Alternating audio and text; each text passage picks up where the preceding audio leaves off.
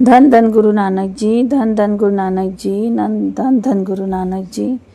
संगतों की लाइन लगी है। अनंतपुर की घटना है। संगत दर्शन कर रही है, अपने बेटा आगे रख रही है, मत्था टेक रही है और आगे बढ़ रही है।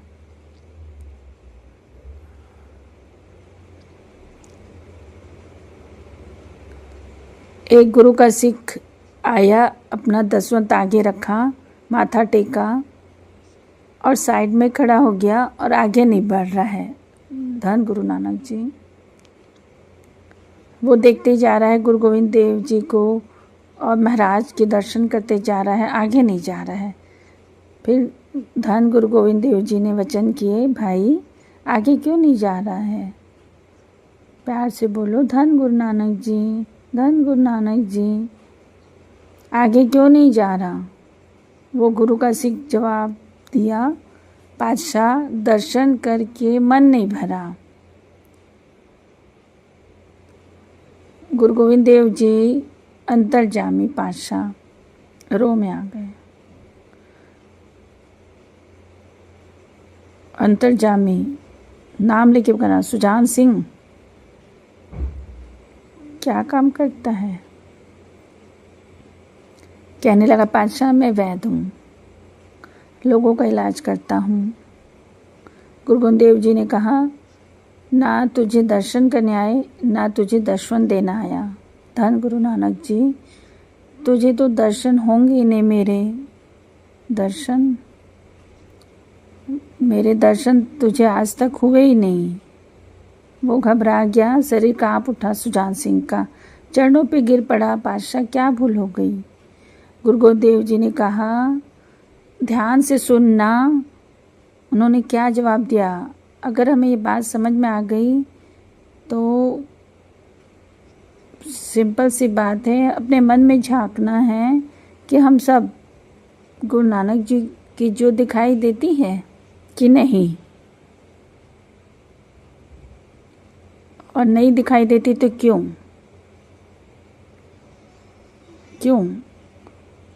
क्या करें कि ये अवस्था बन जाए? धन गुरु नानक जी, बड़ी प्यारी अवस्था है भगत नामदेव जी की। कुत्ता रोटी उठाकर भाग गया, वो घी लेकर पीछे भाग गए कि तू सूखी रोटी ना खा, ठाकुर चुप पड़ के खा। उस कुत्ते में भी ठाकुर दिखा उनको, और फिर भगवान को उस कुत्ते में भी प्रकट होना पड़ा, क्योंकि नामदेव जी की भावना थी ये। धन गुरु नानक जी, हमारी भी ऐसी अवस्था बन जाए काश। गुरु गोविंद देव जी ने रो में आ गए, सुजान सिंह तू वैद्य है, धनवानों का इलाज करता है, कभी गरीब के मुंह में कुछ बूंदे डाल देता तो तेरा क्या जाता? गरीबों में तुझे मैं दिखाई नहीं देता और कहता है कि दर्शन हो रहे हैं। अगर तुझे मैं गरीबों में दिखाई नहीं देता तो किस बात के तेरे दर्शन और किस बात का ये तेरा दसवन? उठा और चला जा। धन गुरु नानक। सुजान सिंह घबरा गया, समा संभाला, पातशाह से माफ़ी मांगी। गुरु गोविंद देव जी ने कहा, इसकी माफ़ी नहीं, तेरे पास गुण है, तू वैद्य है। कोई गरीब आता है जिसके पास धन नहीं है तो उसका इलाज नहीं करता, उसमें तुझे मैं नहीं दिखाई देता, इसकी माफ़ी नहीं है, जा तू चला जा। जब तक तू गरीबों का इलाज नहीं करता, तेरे अंदर दया नहीं आती, तरस नहीं आता, तब तक दर्शन नहीं होंगे। धन गुरु नानक, धन गुरु नानक। सुजान सिंह जी को उन्होंने भेज दिया गुरु गोविंद देव जी ने। वह उदास हो गया, सुजान सिंह उदास हो गया। क्यों? क्योंकि गुरु गोविंद देव जी ने उसे कहा, तब तक दर्शन नहीं होंगे जब तक तेरे अंदर दया नहीं आएगी। धन गुरु नानक जी, धन गुरु नानक जी। हमारे जैसा कोई होता तो वो घर चला जाता और भूल जाता, मगर सुजान सिंह ने क्या किया? कीरत साहिब जी से 20 कोस दूर एक झुग्गी डाली, जहाँ से संतें रोज आती हैं जाती हैं, झोपड़ी डाल ली, वहाँ बैठ गया। कोई भी आता जाता मैं उसकी सेवा करूँगा, और जो बीमार है मैं उसका मुफ्त में इलाज करूँगा। धन गुरु नानक। संतों की सेवा कर रहा है, गरीबों की सेवा कर रहा है। ऐतिहासिक घटना है। संगत आती गुरु गोविंद देव जी की से कहती कि आपकी सुजान सिंह जो आपका सिख है वो बहुत भावना से सेवा कर रहा है, बहुत अच्छे से हमारा इलाज कर रहा है। गुरु गोविंद देव जी मुस्कुरा देते। इस घटना को 6 महीना बीत गए। उन्होंने 6 महीना सुजान सिंह जी ने सेवा की। धन गुरु नानक, धन गुरु नानक। कमाल की बात यह है, गुरु गोविंद देव जी उस रास्ते से जब गुजरते हैं, आगे चादर करवा देते हैं कि सुजान सिंह जी को दर्शन ना हो। धन गुरु नानक। सेवादार चादर पकड़ लेते हैं कि सुजान सिंह जी को दर्शन ना हो, अभी नहीं देने हैं दर्शन।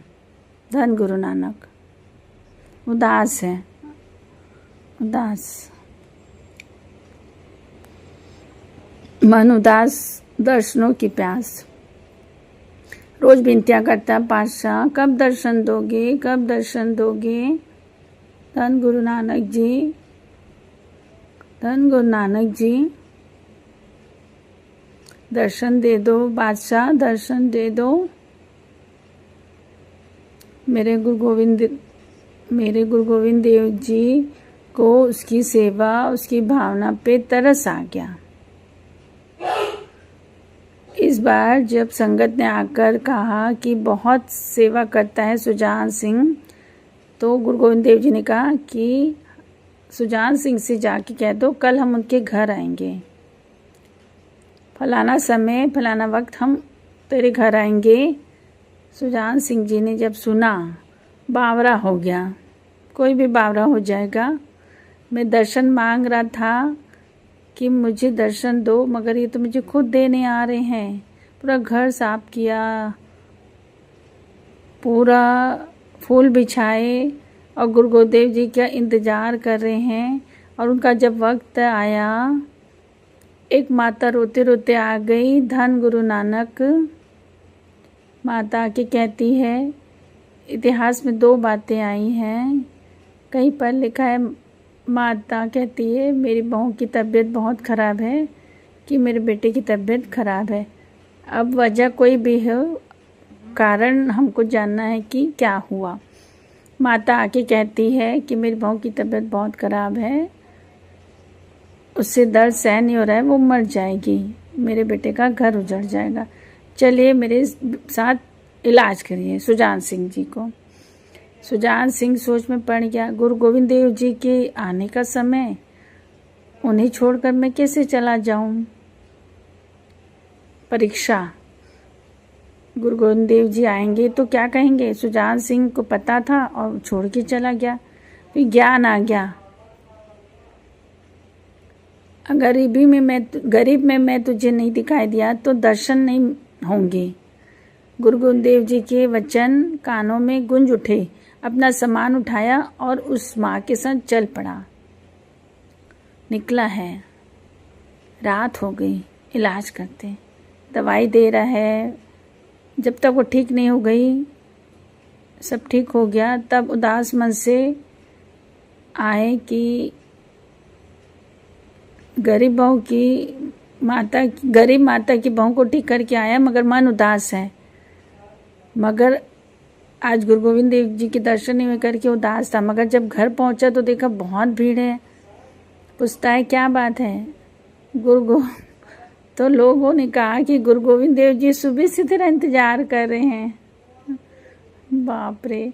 तो वो चरणों में गिर गया और बोला कि बाबा जी मैं आपका इंतज़ार कर रहा था, आप कितने अच्छे हो, मुझे सब पता है। बोले गुरु गोविंद देव जी अगर आज तू नहीं जाता तो हम तेरे लिए यहाँ नहीं बैठे रहते। बाबा जी, धन गुरु नानक जी, ये तेरा इम्तिहान था। में गरीब माता भी मैं ही था और जिसका तू इलाज किया वो भी मैं ही था।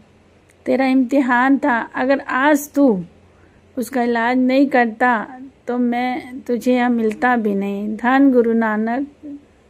बाबा जी की बात सुन के तो रोए उठ गए। बाप रे बाबा जी। धन धन गुरु गोविंद देव जी, धन धन गुरुदेव जी। मतलब बाबा जी भी बोलते अगर आप जीव हो, आप दया नहीं करोगे तो आपको मेरे दर्शन नहीं होंगे। अगर गुरु गोविंद देव जी कहते हैं कि किसी का पूरा जीवन सत्संग में चला गया मगर तेरे अंदर अगर दया नहीं है, किसी के ऊपर तरस नहीं आता, किसी को तकलीफ देख के उसके हृदय में तकलीफ नहीं होती, तो समझ लेना कि अब तक तेरी की हुई कमाई परवान नहीं हुई। कोई कमी है, तेरे अंदर दया नहीं है। चाहे कितना भी नाम जप ले, पाठ कर ले, तेरे हृदय में दया नहीं, तू अधर्मी है। ये गुरु नानक पातशाह जी कहते हैं कि धर्म दया का बेटा है। जब माँ ही नहीं तो बेटा कैसे हो सकता है। धन गुरु नानक जी, धन गुरु नानक जी। जिस हृदय में दया नहीं, वहाँ पर ये अवस्था बन ही नहीं सकती। धन गुरु नानक जी।